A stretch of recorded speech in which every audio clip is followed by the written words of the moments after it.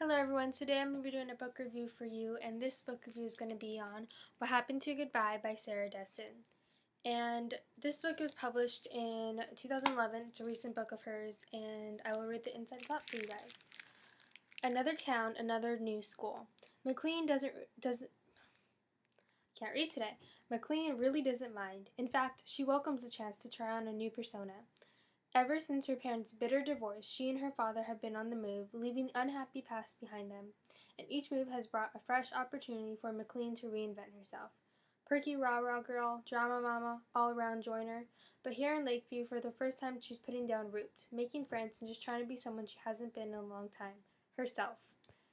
Dave has something to do with it. He's the most real person McLean's ever met, and he thinks he's falling in love with the real McLean. McLean doesn't even know who that is anymore, but she wants to find out before it's time to move on again. Perception. Sarah Dessen's eagerly awaited new novel creates a world her legions of fans will not want to leave. So yeah, that is the synopsis of this book, and basically to sum it up, it's just about this girl who her dad always is on the move because of his job, and she decides just to change her ways or her appearance and her personality every single time. And this time it's changed. She, like it says, she's putting down roots, and yeah, that's kind of where it goes, where she's kind of coming around to her real self. So that's what this book is about. Okay, the cover. Sarah Dessen's covers, you guys all know that. Basically, all her covers are like this. And I don't have all of her books, but yeah, they all either show feet or or just, I don't know, something weird like this. But either way, it is her staple, and she should keep it like this because that is what makes a Sarah Dessen book a Sarah Dessen book. So yeah, I love her covers. Okay, so let's talk about the plot. The plot was a little bit flat for me. It did not stick out as much as some of her other books. You know, it wasn't as interesting or as creative and new as some of her other books were. So in that aspect, it wasn't that great. It was a typical teen contemporary fiction novel, and it was okay. It was a good summer read. It was just a good, fast summer read. The characters, I didn't really invest in them as much as I'd like to. They weren't that interesting to me. They weren't that great. I mean, the conversations they had between each other were very fun and witty and stuff, but I still just wasn't as much invested in it as I wanted to be. The writing of this novel was very good. It is a typical Sarah Dessen novel, and it is just, her writing is so amazing. If it weren't for the witty conversations or her wonderful prose, I probably wouldn't pick up another Sarah Dessen book.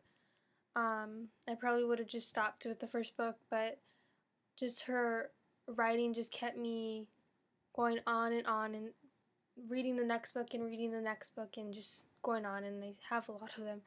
And she is just an absolutely amazing writer. And no matter what, I will always praise her writing.